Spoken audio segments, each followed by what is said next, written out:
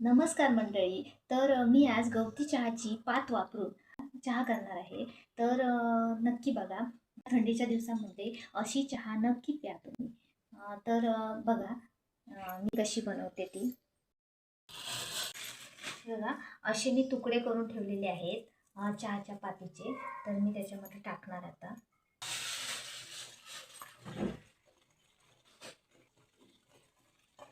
चांगली आपली उकळलेली आहे पात. त्यानंतर त्याच्यामध्ये मी 1 चमचा गूळ घालणार आहे.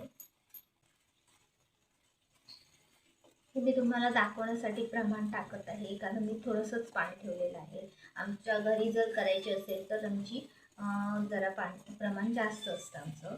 तर हे बघा, 1 चमचा मी पावडर टाकते.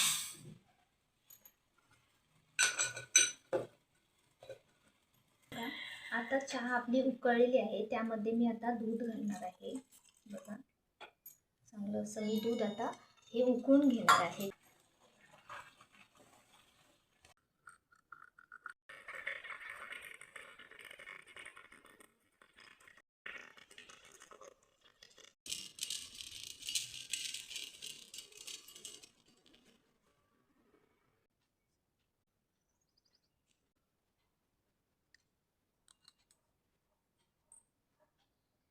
मस्त, छान, एकच नंबर,